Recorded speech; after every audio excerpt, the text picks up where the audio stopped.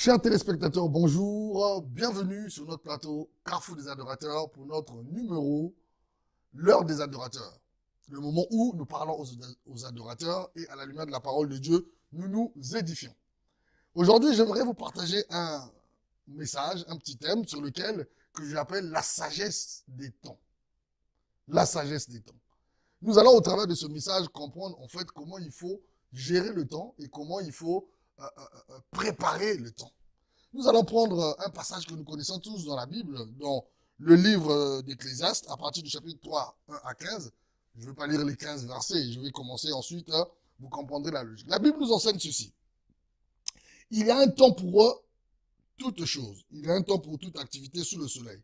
Un temps pour naître, un temps pour mourir, un temps pour planter, un temps pour arracher, un temps pour tuer, un temps pour guérir, un temps pour démolir, un temps pour construire, un temps pour pleurer, un temps pour rire, un temps pour se lamenter, un temps pour danser, ainsi de suite. Jusqu'au verset 15, l'Ecclésiaste nous montre, en fait, des saisons qui arrivent dans la vie de tous les hommes. Il y a des saisons où on peut pleurer, mais il y a des saisons où on va rire. Il y a des saisons où on va s'aimer, il y a des saisons où on va récolter. Alors, la sagesse des temps, c'est simplement pour nous dire comment devons-nous faire face à ces différentes saisons de notre vie. Parce que, qu'on ne le veuille ou pas, nous passerons par ces saisons. Parce que c'est déjà quelque chose qui est arrêté. C'est quelque chose qui est défini. Il y a un temps pour toute chose.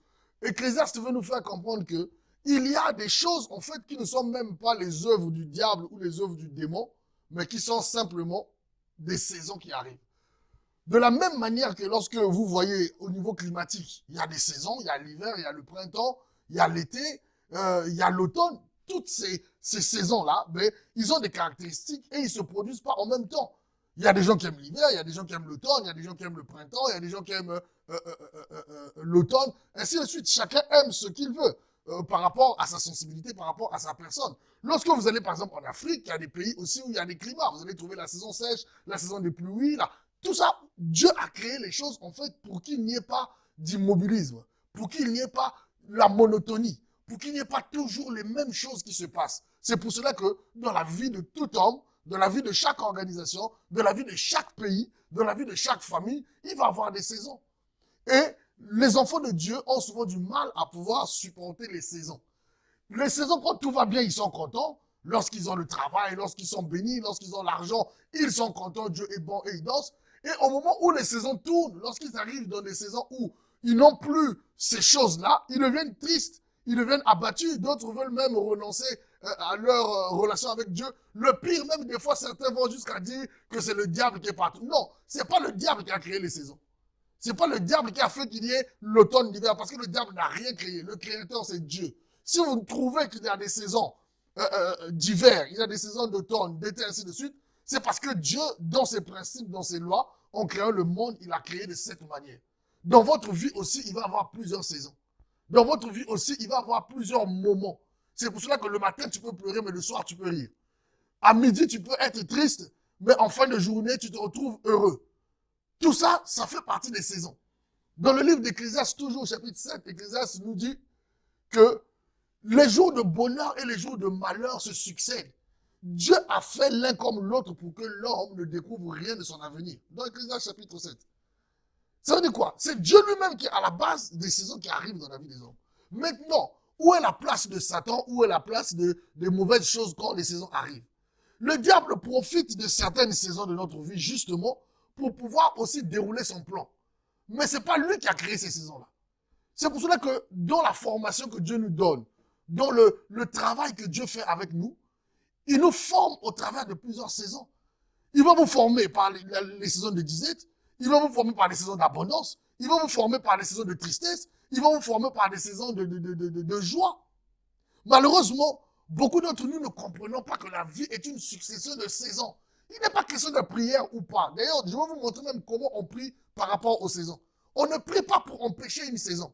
Si Dieu permet une saison, certainement que cette saison-là, elle est utile pour notre vie. Maintenant, le plus important, c'est comment nous réagissons par rapport à ces saisons-là. Ou comment devons-nous préparer ces saisons. Ce sont les questions les plus importantes. Sinon, allez donner un sujet de prière à l'église, prier pour qu'il n'y ait pas de saison de pleurs. Je suis désolé, ce sujet-là, ce n'est pas un sujet qui est logique ou qui est normal bibliquement. C'est comme si vous allez demander à quelqu'un, priez pour que je ne meure pas. Non, tout le monde va mourir. La mort, ça fait partie d'une saison. Le plus important, ce n'est pas la saison même, mais c'est comment je prépare l'entrée dans la nouvelle saison, dans telle ou dans telle autre saison. Vous êtes jeune, demain vous allez vous marier, ce sera une autre saison. Vous êtes étudiant, demain vous allez devenir travailleur, c'est une autre saison. Vous êtes sans enfants, demain vous aurez des enfants, c'est une autre saison. Donc toute votre vie sera faite de succession de saisons. Et c'est Dieu qui a voulu ainsi. C'est pourquoi Ecclésiaste nous dit, il y a un temps pour toutes choses. L'homme ne comprend pas souvent la notion de temps. Nous, on veut simplement rester dans ce qui nous arrange. Mais Dieu ne fonctionne pas comme ça. Dieu, il a un calendrier. Dieu, il a un moment. Et d'ailleurs, la vie de chaque personne sur la terre est limitée dans le temps. Oui, après, Dieu passe à autre chose. Nous devons comprendre cela, que le même Dieu d'amour qui nous aime, le même Dieu d'amour qui bénit, le même Dieu d'amour qui ouvre des portes, le même Dieu d'amour qui délivre, c'est le même Dieu des temps. C'est le même Dieu des temps et des circonstances. Les circonstances, c'est autre chose. Mais nous parlons de temps aujourd'hui. Le Dieu de la Bible, c'est le Dieu des temps. C'est lui qui est à la base des temps. C'est lui qui fait tourner. Est-ce qu'il y a une personne qui décide sur la terre de passer en hiver? Non. C'est Dieu, quand il a créé le monde, qui a fait que, à partir de telle période dans l'année, ça devient l'hiver. Bon, les hommes appellent ça hiver. Mais Dieu, de façon naturelle, il n'y a personne qui va appuyer sur un bouton pour qu'une saison change. Il n'y a personne qui va appuyer dans quelque chose pour qu'on passe en été. L'été vient tout seul au moment où il a été prévu selon le calendrier de Dieu.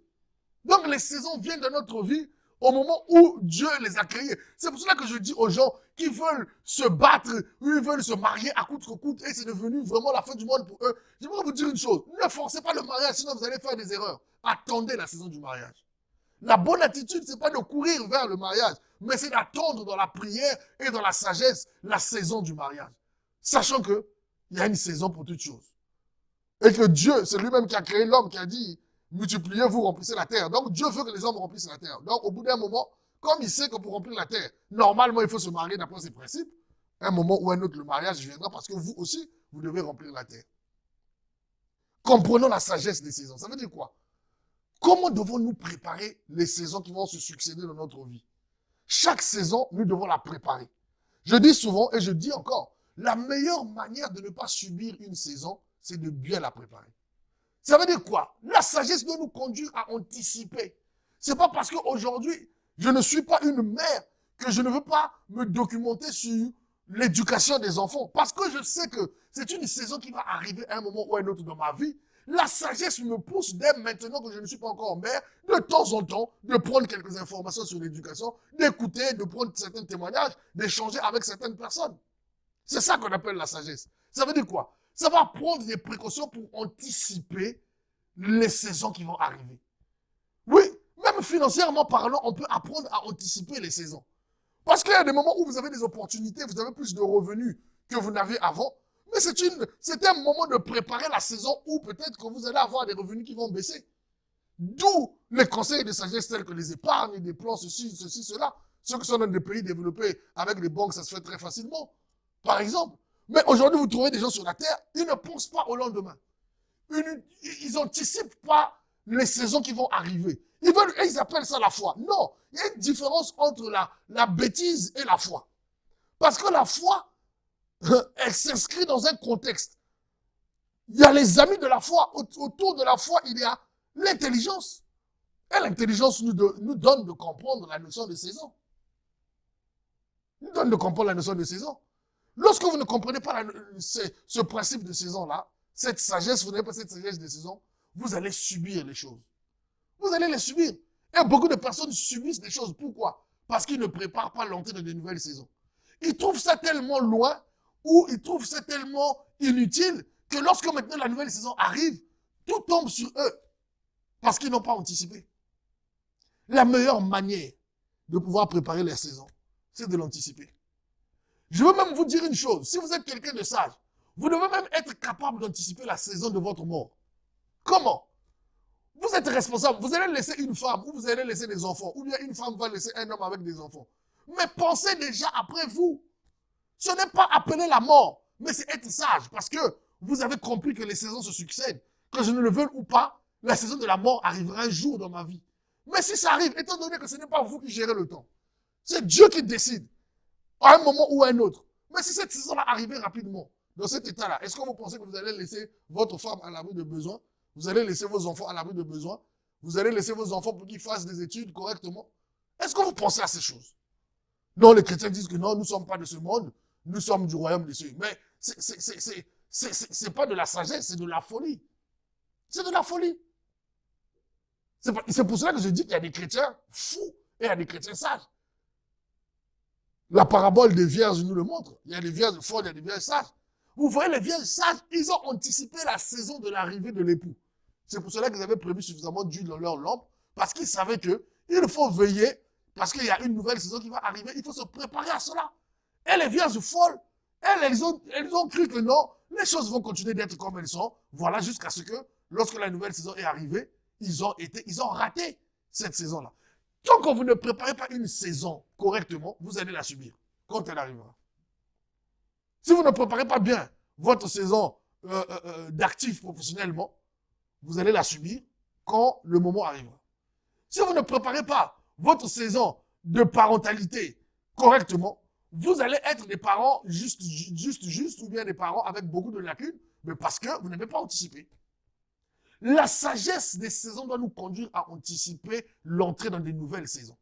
Parce que ces saisons-là sont inévitables, elles vont arriver.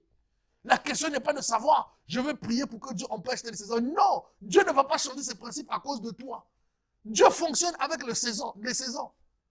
Le même Dieu de l'amour, c'est le même Dieu du temps. La Bible dit d'ailleurs, il est éternel, il est le même hier, aujourd'hui, éternellement. Dieu gère les temps et les circonstances. Donc, vous devez comprendre que la vraie question n'est pas d'éviter une saison. Non, non. Même les saisons où les gens vous trahissent, ce sont des saisons utiles dans votre vie. Même les saisons où les gens vous escroquent, ce sont des saisons utiles. Comme ça va vous donner la sagesse de savoir avec qui vous allez faire des affaires. C'est pour cela que certaines personnes, Dieu permet les saisons où on vous a escroqué. Et tant que vous n'avez pas compris la leçon d'une saison, cette saison-là, elle va revenir. My God. Quand Dieu permet une saison de votre vie, c'est pour vous éduquer. C'est pour que vous compreniez les principes et que par la suite, vous puissiez les appliquer dans votre vie et que vous puissiez comprendre que la sagesse, la maturité arrive. Mais si vous n'avez pas compris les leçons que vous devez comprendre dans une saison, vous allez rappeler automatiquement cette saison-là qu'elle revienne encore dans votre vie. C'est pour cela qu'il y a des personnes qui sont souvent dans des problèmes d'argent pendant toute leur vie. Pourquoi? Parce qu'ils n'ont pas compris en fait que pour passer à la saison de l'abondance, il y a des actes qu'on fait, il y a des gestes qu'on pose, il y a des lois qu'on active, il y a des principes qu'on met en place. Tant que tu n'as pas mis ces principes-là en place, tu n'as pas l'argent aujourd'hui, demain tu n'auras pas l'argent et après demain tu n'auras pas l'argent. Le pire, c'est que tu vas dire que c'est les démons qui sont derrière. Je ne suis pas là pour défendre les démons, mais vous devez comprendre qu'il y a des choses qui tournent de façon naturelle. Il y a des choses qui tournent dans la logique et dans les mathématiques de Dieu. Et ça, vous n'avez pas besoin de mettre un démon dessus. Tout ce qui arrive sur la terre n'est pas l'œuvre des démons. Tout ce qui se passe dans votre vie n'est pas l'œuvre des démons. J'aimerais vous dire une chose, faites attention d'ailleurs au diable, parce que vous savez, la Bible dit que le diable c'était un orgueilleux. C'est pour cela que d'ailleurs il a été précipité sur la terre. Et vous savez, l'une des caractéristiques des orgueilleux, les orgueilleux veulent être partout. Les orgueilleux veulent qu'on parle d'eux partout. Ils veulent être le centre de la vie des gens. C'est la raison pour laquelle le diable séduit beaucoup de personnes pour leur faire croire que tout ce qui arrive dans leur vie, c'est lui qui est à l'origine. Alors que ce n'est pas lui qui est à l'origine. Il y a des choses, c'est une affaire de saison.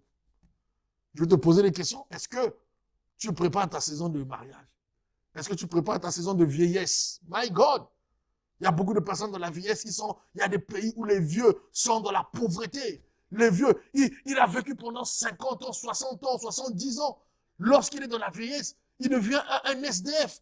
Quand vous voyez des personnes dans la vieillesse qui sont des SDF, ce n'est pas pour culpabiliser quelqu'un. Ça veut dire que quand ils étaient jeunes, ils n'ont pas préparé la saison de la vieillesse. Ils n'ont pas préparé la saison de la vieillesse. C'est pour ça que lorsqu'ils arrivent dans la vieillesse maintenant, ils n'ont pas de maison où dormir. Ils n'ont pas de toit, ils n'ont rien du tout. Ils sont obligés de demander à gauche et à droite. Oui, vous pouvez toujours trouver toutes les raisons que vous voulez. Non, mon pays avait des problèmes. Sur cette terre-là, mon frère, tout le monde a des problèmes. Tout le monde a des situations. Mais dans ces problèmes et dans ces situations-là, il y a des gens qui arrivent à comprendre la sagesse des saisons qui épargnent. Par exemple, une personne qui épargne, c'est une personne qui est sage. C'est la sagesse des saisons. Parce qu'on sait quoi? Ça tourne. Aujourd'hui, je peux avoir, demain, je n'ai pas. L'apôtre Paul le dit bien, qu'il a appris à vivre de l'abondance comme de la disette. Parce que l'apôtre... Et tout ça n'a pas entamé son engagement envers Dieu.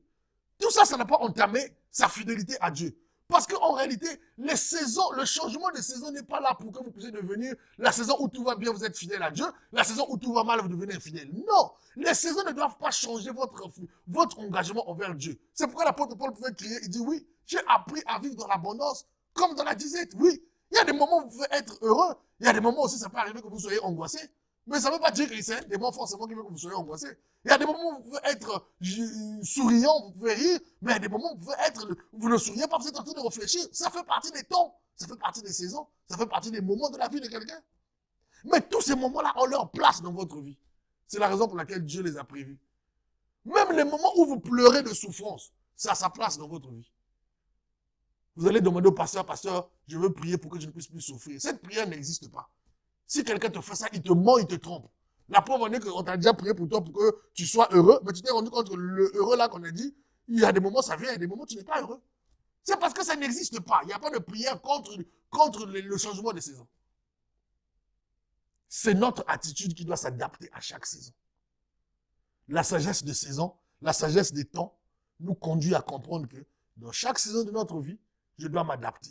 Je dois avoir une attitude, je dois avoir un comportement, je dois avoir des principes. Si je me retrouve dans la saison de la disette, il faut peut-être que je fasse un peu plus attention à la gestion de mon argent.